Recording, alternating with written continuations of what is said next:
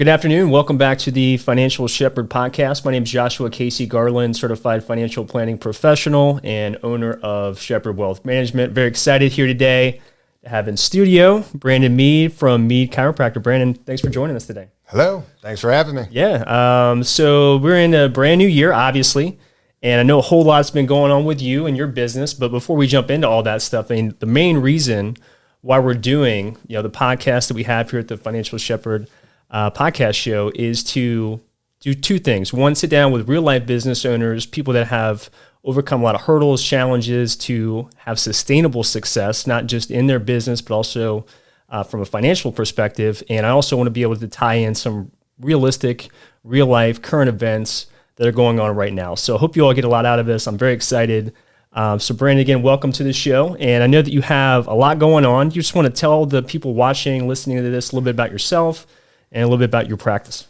Brandon Meade Chiropractic. Been a chiropractor going on, this is my 20th year of doing it. Nice. I have two offices, just opened up, I purchased the second one in August of last year over in Highland Heights, Kentucky, across from Northern Kentucky University, and basically running those two offices. And I also have a rental property. Those three things are keeping me pretty busy, along with a wife and one child that's still at home and one who's renting from me right now. So nice. That's interesting.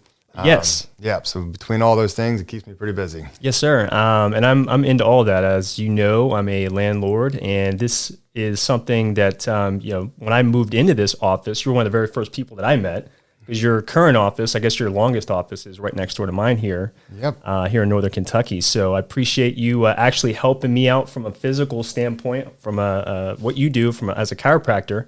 But I also love the story that you just recently expanded. So you've been in business for 20 years.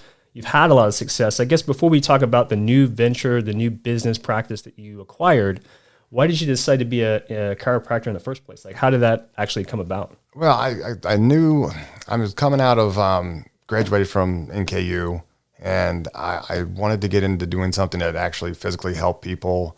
And I was working at Citibank, and I had an offer from Procter & Gamble, because I was a biology major with a minor in chemistry, to work for them. But after being at Citibank for 4 years, I just didn't really want to go down that road and work for, corporate America. Yeah. So the other option was to do something in the field of helping people, and it was either going to be go to MD school, physician's assistant, or chiropractor. I spoke with people from both fields that had been in the field for 15 to 20 years, and it seemed like the overwhelming response that I got was people that were in the medical field. Asked them if they would do it again. Majority of them said flat out no. They didn't miss a beat. They didn't beat around the bush. They just flat out said, no, I would not do it. Whereas most of the chiropractors said that they would do it.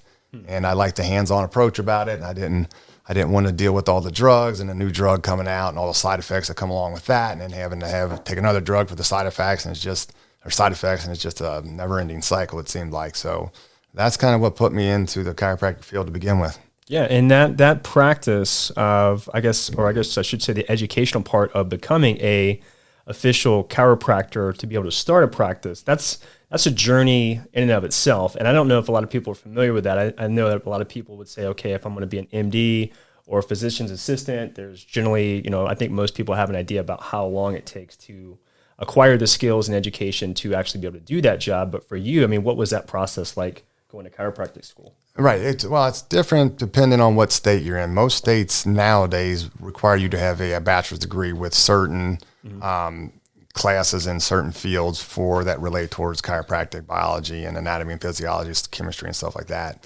But that's what it was for me. Was I had an undergrad degree, and it took me a little bit longer, I won't lie, to get that accomplished. But that wasn't from me dropping out or anything. It was because I transferred schools. Right. From Morehead State to NKU. And when that happened, I lost pretty much all my hours from Morehead State and had to start over.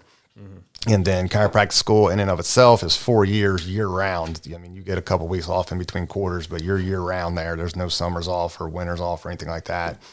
And I had transferred again from one chiropractic school to another one. So that added another year and a half. So it ended up being 11 years of undergrad, between undergrad and chiropractic school before I was finished and had a degree for chiropractic, or a doctor of chiropractic degree is what it's called. That is a long time. That is a long time. And the last 8 years was year round, since I had to make up all the time I lost in both schools.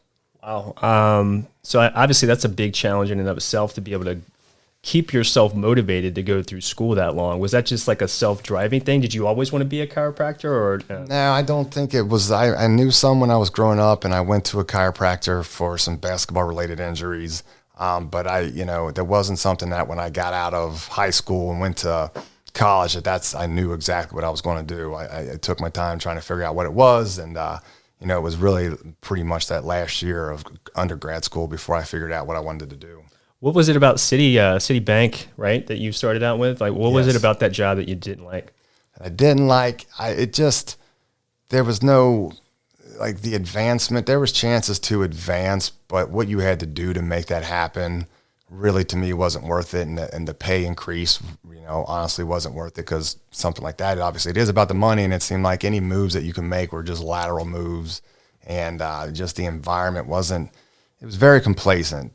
There was no motivation to do better at your job. People were there just, it seemed like, to do as little as they could to get their paycheck. And I didn't want to end up in that field or in that position 10, 15 years down the road. What was your role at that time? Collector. Collected on credit card accounts. People that went past due, started at, people that were 5 days past due, and then went all the way up to, right before they write the account off. Yeah. Well, I mean, this is a perfect segue then for the next question. I think is a huge thing that I think a lot of people can relate to. I think there's a bunch of people across America right now that are doing jobs that they don't really want to do. They're just doing it to punch the clock. They know that there's not a whole lot of advancement. They know they might get a little bit of a raise. They're happy with their health care coverage, or at least satisfied enough not to change jobs. They're happy with their 401k match, a couple weeks off a year. Like, they're just doing what they have to do to put food on the table and have some rhythms to their day. But they know that they're probably capable of a whole lot more. That they know that they have bigger dreams, goals, and aspirations. And I think a lot of times, and I think Warren Buffett said it best, that the biggest risk that we have as individuals is ourselves. So how did you make that switch? You're like, all right, I don't want to do this. I want to go tackle this other thing, either medicine or chiropractic. You figured out, you did your due diligence, right? Right. And then you had 11 years worth of school ahead of you. Yes. And now you have a second practice. Like, what is it that's like keeping you going to want to strive, be more successful, grow, and not have what most people are dealing with is just sitting in a job that they really don't want to do?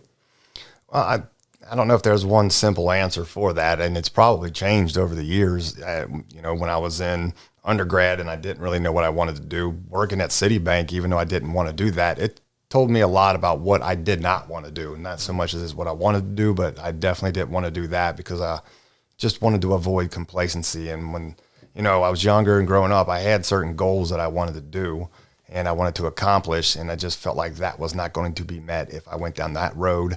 Not only just nothing against Citibank, or any other jobs like that. It seems like if you're not doing it for yourself and you don't have some skin in the game, is what I like to call it, then it makes it hard to do that. When you figure when half of all your efforts is going to better someone else's career, it makes it tough to do that. And it, that's still there. But as I've gotten older, it's, just a drive to be successful, and was part of it. And then now that I'm married with kids, it's to provide them a better life for them. And they're a big motivating factor. And the reason that I bought the second office is pretty much only because of that. Because I have a special needs kid at home, and 4 or 5 years when he graduates from high school, he's going to require somebody that's going to have to be there with him. And we didn't really know that was going to be the case originally. And she's a teacher, so my wife is, and she, wouldn't be able to stay at home with him the whole time. So we sat down and had a conversation like, what's this going to look like in 5 years? I don't want to wake up on the day that he's supposed to go back to school, but he's already graduated, and we're looking at each other like, who's going to watch him today? Right. And didn't want to be in that position, and we just came to the conclusion that one of us is going to have to stay home. And we thought about what we were both doing. Would it be better for me to stay home or better for her? And there was just less chance for advancement for her in 4 years. She's pretty much going to be doing the same thing and making the same money. Right. Whereas I would have a chance to work at 2 offices and have more income so she could stay at home and be and watch him and be his person that's at home for him. And what are your hours right now? From what I understand, you're pretty much willing to work as long as there's somebody that wants to come in there and get some. Yeah, that's maybe not what is posted, but if I can't get you into my normal, it's posted 8:30 to 6 Monday through Friday, but Monday, Wednesday, and Friday are in Highland Heights, and Tuesday and Thursdays are in Florence location. But I mean, today, for example, I started seeing people at 7:30 this morning, and sometimes I stay till 7 o'clock at night. It just depends on what has to happen. If you can't get in during the normal business hours, then I'll come in early or I'll stay late. Yeah. And how many people would you actually see, like from 7 to 7, let's say? If I work from 7 to 7 in a day, I think like in my current setup, the most I would see from 7 a.m. to say 7 p.m. would be like 36, 37, 40 people. That's awesome. With about an hour for 45 minutes for lunch, but you're not really eating. If you're seeing that many people, you're just kind of catching up so you don't fall behind by the end of the day. I can't imagine seeing 35, 36 people in one day in what I do, because most of my meetings are approximately about an hour, where yours is probably going to be 20, 30 minutes, something like that. Yeah, and it is on average maybe that much. It just depends on the person and what they require. Yeah. Some people obviously require more attention than others. But I could see more than that, honestly, in a day. And I would make more money if I did that, but you start to affect the quality of the care. Right. And it's for me, it's been about the quality, not the quantity. Sometimes that comes back to haunt you because you fall behind or you don't see as many people in the day, but that's what I got in it for. I didn't get in it for just to make as much money as possible. I mean, if that happens, so be it. But yeah, you won't turn it down. You won't turn that down. No, I won't turn it down. But at the same time, so when I first got out of chiropractic school, I spent a year of doing what they call fill and doc, where you just go from place to place in the state that you're registered at. And if someone is on vacation or someone gets sick, you come in and work, and sometimes it'd be for 3 or 4 days, or sometimes it'd be for a couple months. So I got to see a variety of offices throughout the state of Kentucky, everywhere from Lexington to Louisville to Moorhead, Cynthiana, Florence, all the way down to Corbin, and see how different offices work. And one office in particular, I was seeing 72 to 75 people a day. Wow. And that was 8:30 to 5:30. We're cranking them out. But there was no quality of the care. I felt like there was no quality. It wasn't my office. I was just doing what I was told. Right. But if it was my office, I wouldn't have set it up to be that way. But and you're the only chiropractor for your practice at the moment, right? Yes, at both offices. Okay. Now, that's wild, seeing 75 people in a day. So I guess that's a small transition since we're in a new year, right? Everybody's got their New Year's resolutions. Right. Most of the time it has something to do with getting back into the gym, losing weight, getting fit, but that also probably leads to more business for you because people are sore, getting injured, all that sort of stuff. That's my assumption. Is that pretty much true? I mean, on a typical year, you might be able to say that is the case, but there's other factors, because also when January 1 comes around, people's deductibles are due. So they might have to pay a little bit more out of pocket, where they're used to paying, say their copay was $25. Now they got to pay double that for a visit. So that keeps people from coming in. And in this year in particular, with the increased number of COVID, that's definitely had a huge effect on my volume, because every day I wake up and I lose probably 5 people off the calendar right off the bat that are, for whatever reason, they can't make it in. And usually it's because of something related to COVID. So at least I'm finally starting to see over the last couple of days people that are coming out of quarantine that are able to come back in now. Yeah. And then I know you touched on it between your previous roles and working for another owner of a chiropractic firm, I guess shortly after college, I'd assume. Yes. What is the difference for the people that maybe don't really know, that maybe like, oh yeah, it does sound like a good idea to maybe go get a chiropractic appointment, that haven't been before? How should they go about maybe evaluating different options in their local area and the quality of care that they might expect? Well, you can call and find out how the chiropractor adjusts, because, and when I say adjustment, that's the popping and cracking that you associate with a chiropractor. Yes. There's, so many different techniques out there of the ways that people do it. And I would call and ask them what techniques they do. And if they can't describe it to you, look it up on your own and see if that's something that you're comfortable with. Some people just use instruments and they don't ever really touch you with their hands, and they don't do any muscle work or stretching, and they just strictly do the adjustment and that's it. Whereas I kind of do a combination of those two things and do a lot more muscle work and rehab and stretching and physical therapeutic activities along with the adjustment as well. And there's also offices where the adjustment is not the main focus of their, of an office visit. So those are things that I would look at, as well as the cost of the visit. Right. If it depends on your financial situation, and you find out if that person is in network with your insurance too, because if they're out of network, then you're pretty much going to have to pay everything out of pocket, which can get costly. Yeah. I mean, and for you, there's probably not anything that you wouldn't accept insurance wise, right? From what I understand in visiting you for the, I don't know, 6-7 months. There's, I think, one that I've come across in 19 years in the state of doing it that I am not in network with, and that's just because they have no chiropractic benefits whatsoever. So it really doesn't behoove me to be in that. But I'm in network with every insurance company that's out there, and if I'm not, if there's one that's out there that I'm not, then I will do what it takes to get in network with it. As well as lately, because of the location of my other office, I've gotten in network with a bunch of insurance companies in the state of Ohio, because I have a lot of people from Cincinnati and New Richmond coming across the river to see me as well. Yeah, it's been great. My experience, so I've never had a chiropractor before. I go see you regularly now because I'm a runner. Once COVID happened, that was kind of my thing. So the gym shut down. I used to do CrossFit for a while, used to do some other stuff, and started running. And that caused, my body to get a lot more sore, had some pain in certain spots in my body that I didn't have before because I wasn't used to running that kind of volume.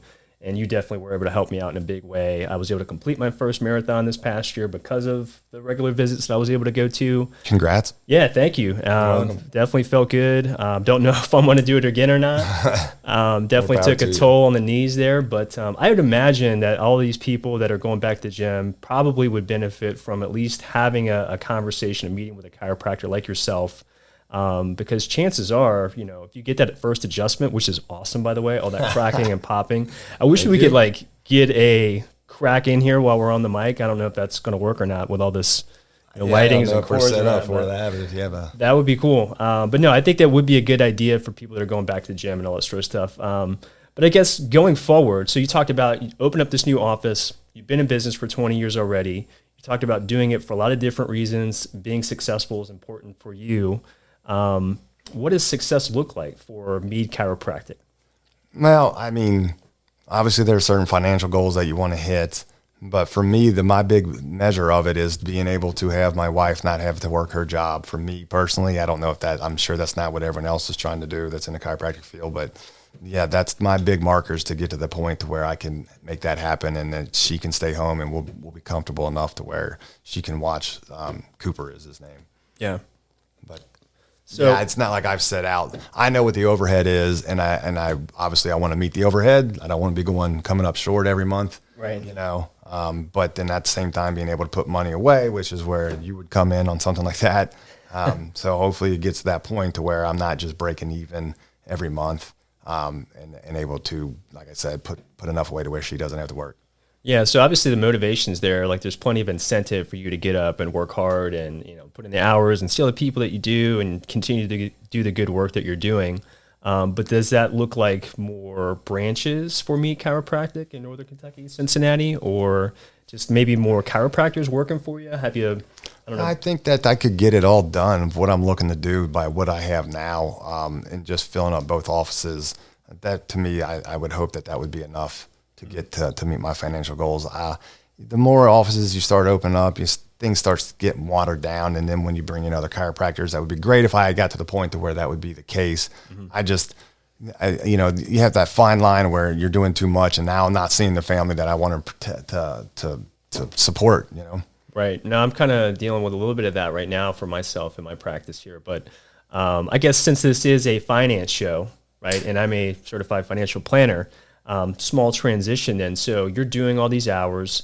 Some days you're working more hours than others. Some days you're maybe working 7 days a week. I guess it just really depends on the month and that sort of deal. I have this on all the time. CNBC, I'm a Barron's subscriber. My firm, believe it or not, manages $30 million for clients. We started in June, so we grew rapidly. We're still looking at a lot more growth here in 2022. So I'm very excited. But this is what I do. Right. I look at the numbers. I'm able to do research on publicly traded companies all day long. It's a lot of fun. It's a natural thing for me. I enjoy it quite a bit. But for the business owners, like my clients that are business owners or retired business owners, they knew that they had a skill, whether it was being a landlord or being an engineer or a doctor, whatever it was.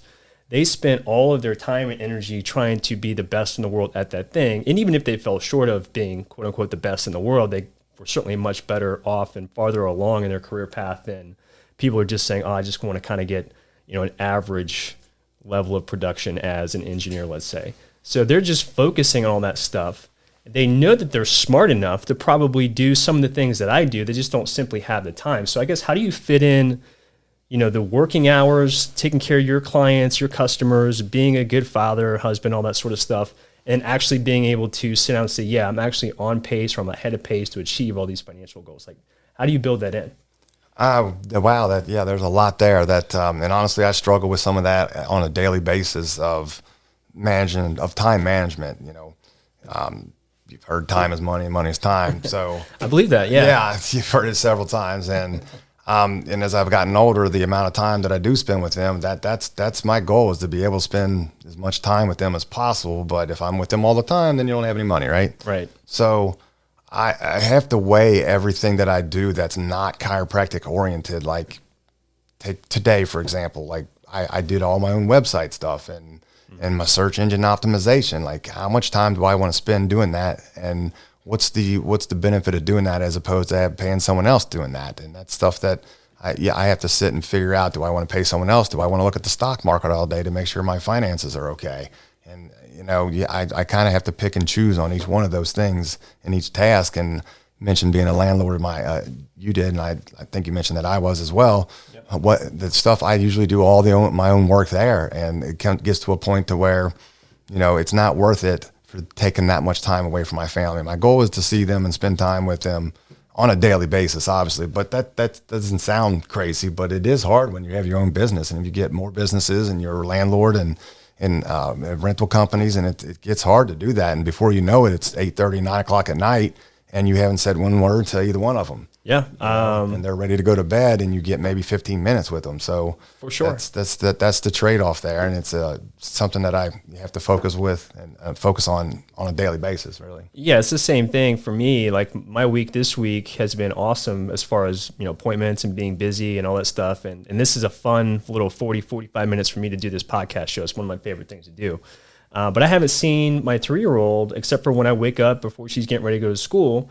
She's getting, her breakfast, and I'm throwing on, my clothes, throwing back some coffee while I'm doing all that. And I basically say, hi, I love you, give her a kiss, give my wife a kiss. And I see my wife at about 8 o'clock. Right. And my little ones already just went down.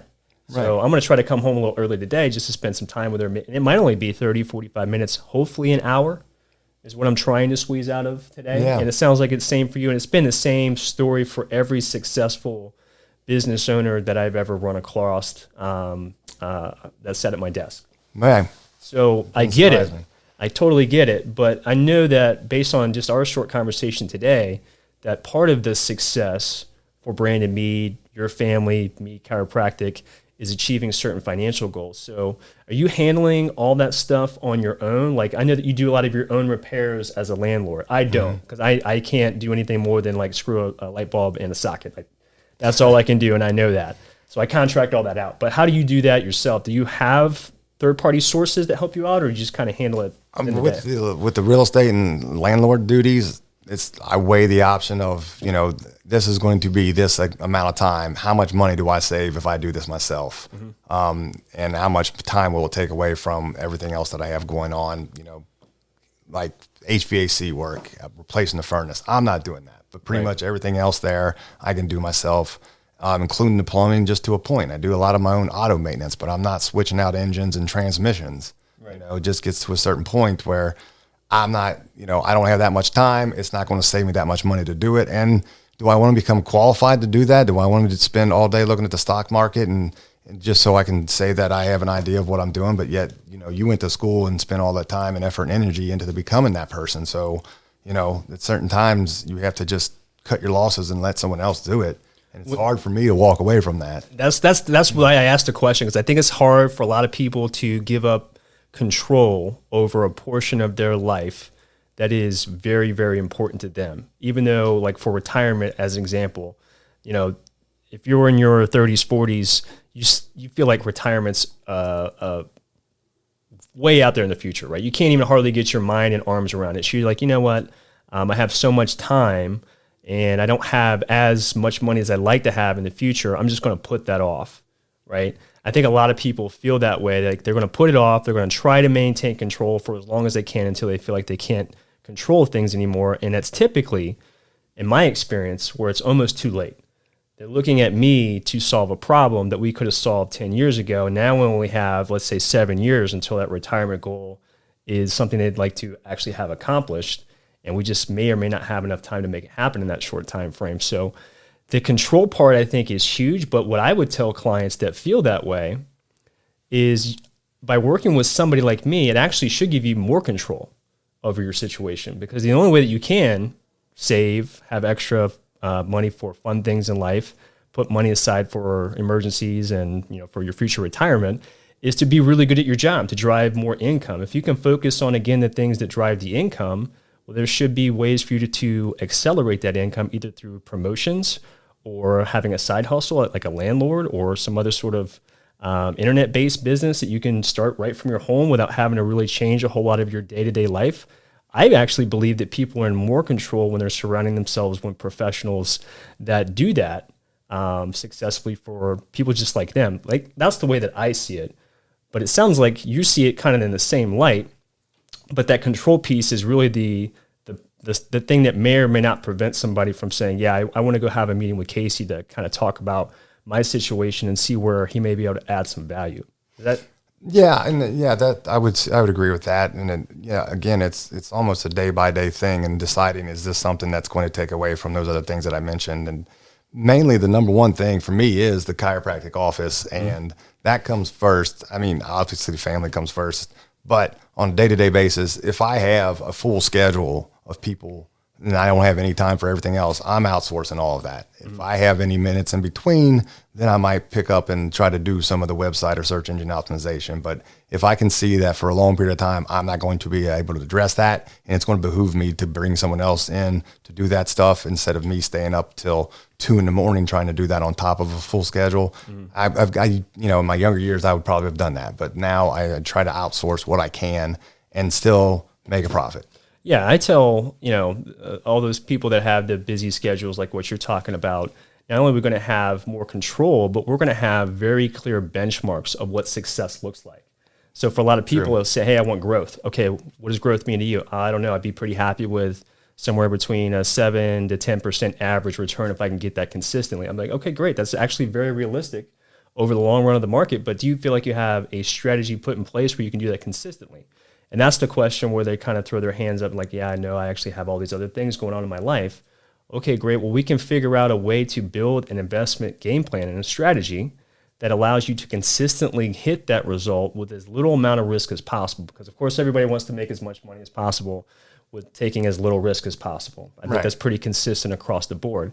But if the goal is, let's say, 8% as the average annual return, well, every time I sit down with my clients that are trying to accomplish that goal, we're either going to be on pace, ahead of pace, or behind pace to achieve that. There should be some discussion as to why we are where we are, and what changes we might want to consider making or not making based on the circumstances that we're in right now. So one of the circumstances being inflation. So as a business owner, do you feel that at all right now? I don't know if that affects chiropractic business. I know it does landlord business because I feel that. But any thoughts on that? I'm feeling it. This is a pretty recent topic, so yeah, I do feel it in supplies and the landlord aspect of it. I am feeling it in that aspect as well. And then you have to start weighing the option of, like, do I have to pass this off to other people, to the patient base, and raise prices for something? And that's not something that I take lightly, because, I've had my own office now for 12 years and I've not raised my prices, much to my wife's chagrin maybe, but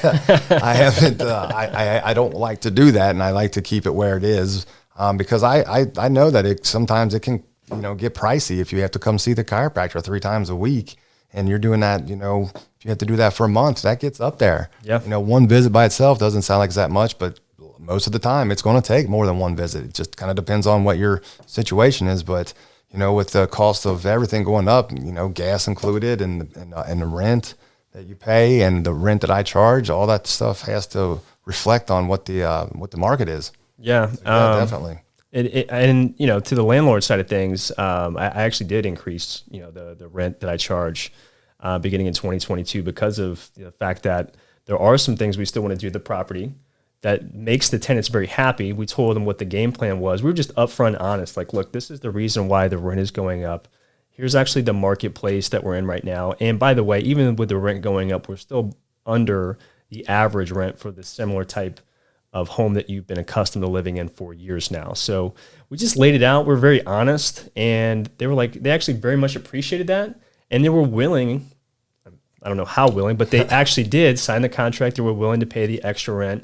But they also know that they're going to get a brand new bathroom as an example. Like, we're looking for a contractor right now to do that. Okay. So if we have the ability to just have a conversation, kind of like what we're having right now, and just be open and honest, very upfront about why we're doing what we're doing and the results of that, the benefits for them, as well as us as the landlord owners, then everything seemed to work out just fine. And I think that's kind of the way that you're trying to run your practice from the chiropractic standpoint. Is you've always been very honest, like, this is the benefits of doing this. This is what we should be getting out of it. And there's kind of a clear path for success. At least that's the way that I've felt so far. Yeah. I run both of the offices, the chiropractic and the rental properties the same way. I do. It seems like we're on the same page with that because I've seen it from both aspects. As a chiropractor, I've seen patients that have seen other chiropractors, and this has happened already twice today, as a matter of fact, where they've told me what the prices that they were paying and for another chiropractor that they were seeing, and they weren't giving it. That's fine. Whatever you're going to charge, that's up to you. That's your call. But at least explain it to the patient why it's that way and why you're double than anyone else around, and don't just become defensive and say that's your business and that's what you do and that's how much I charge and this is what it costs. You didn't address anybody's concerns there. Yeah, you just made it worse, and now they're in my office. Doesn't always work that way, but. I do the same thing. So when we sit down and I sign up a new client, they sign a client agreement, right? And we have the fee. Let's say the fee is 1%. That's the most that I would ever charge a client. That's the maximum rate, right? 1% of assets under management or lower, depending on circumstances, size of the client, their household, all that sort of stuff. But if it's 1%, they're saying, okay, well, what's in it for me? I already know that question's coming. I'm saying, yeah, this is the 1% cost, but what I'm going to try to do for you on average. Remember, we talked about having a clear path for success. What does success look like for you? Yeah, that 1%, I'm going to try to average you a 10% return. So you're going to get 10x on average what you're paying me. Now, some years we're going to blow that out of the water and you're going to get a heck of a lot more than 10x versus what you're paying me. But as your account grows, I'm still charging that same 1%. So I'm also going to make a little bit more money too because the size of the portfolio has grown. On the opposite side, I'm also in the same seat as my client in that I want to see their long-term success, because if the account value goes down, not only am I potentially going to get fired, but I'm also going to make less money. True. So it's putting myself in the same, having the same skin in the game as the client that is trusting me to do the right thing. So they don't have to worry about, all the stuff that's going on in the market, inflation, and what the Federal Reserve is going to do with interest rates and all that sort of stuff. So, I think we were looking at it the same way from a business perspective, but just to kind of make a small shift in the conversation here, like, what do you like to invest in? I know that you may not do all this by yourself based on today's conversation, but is it mutual funds? You like the wild stuff like crypto? Like, what do you typically invest in? Some of the blue chippers, I try to, divest my portfolio, so to speak. Mm-hmm. So some of the blue chippers, the mutual funds that bring in small, no risk, but very little reward. And then every once in a while, I might come across something that seems like, okay, this is going to be a risk, but if I just put a little bit of money towards it, then I might try to go along with something along those lines, depending on what the market is. I don't know specifically if there's one that comes to mind, like lithium, honestly. Yeah, that's very cool. I've not talked to you about this whatsoever, so this is... We had a podcast a couple weeks ago. Ezra's brother-in-law behind the camera here. So he was actually reading off questions to me during the podcast show. And one of the questions was something to the effect of, how do I participate in the electric vehicle movement here in this country? And that was my answer. Really? Was lithium. And I use an ETF for that, an exchange traded fund. The reason why I like that investment vehicle to take advantage of the movement is because if you were to just to do it the easy way, like buy General Motors, buy Ford or Volkswagen, or pick your favorite automobile maker, if you were to do that, the issue that you're going to potentially run into that I see as a risk that lithium doesn't have is these automobile manufacturers, well, they have to spend billions upon billions of dollars to build up these big plants for these new electric vehicles that they're building and to build up the infrastructure for their batteries. They have to buy the land, the building, the equipment. They have to hire people to actually run the factory itself and build the automobiles. And this is all going to happen over a very, very long period of time. We don't know what interest rates are going to look like. Yeah, interest rates are going up, but they're still historically low. They're actually negative if you factor in inflation. So if these managers, CEOs, and board of directors for these big automobile companies, if they don't get everything exactly right over the next 4 or 5 years, there's a heck of a lot of risk involved with being an investor in those types of businesses because they're very cyclical, right? It's very easy for people to be like, you know what? I don't want to buy a car right now. I'll put that out, another 3 years, right? Whereas the demand for building these vehicles isn't going anywhere because of all the reasons I just laid out. All these CEOs and board of directors are laying out billions of dollars of capital over multiple years. The demand for the battery, the most important part of the whole vehicle, this electric vehicle being the battery, is powered by lithium. So that demand's not going anywhere. So to me, it's an easy, lower risk, even though the price of lithium is very volatile at times. I'm not going to lie. The clients that have the lithium ETF in the portfolio, it swings 3, 4, 5% a day sometimes. But obviously, as long as you're getting more up days and down days, it ends up working out pretty well. But the point is the demand for that part of that, the most crucial part of the whole automobile is lithium. So to me, it's an easy way to add that as a piece of a well-diversified portfolio. Yeah, I agree. I've gone with just the companies, and you had mentioned something. Maybe you can explain that to me. Yeah. I'm a novice. So ETF. You already know what I was going to ask. ETF, exchange traded funds, what it stands for. So think of a mutual fund, but without all the fees. So back in the day, like 80s and before, really your only option, you could buy individual stocks. Most people didn't. Like the average American was buying a mutual fund. Why did they buy the mutual fund? Because they always heard this phrase, don't have all of your eggs in one basket. Well, the benefit of the mutual fund is it owns hundreds of individual companies inside of one investment. Now, typically a mutual fund has a higher internal cost. We call it an expense ratio.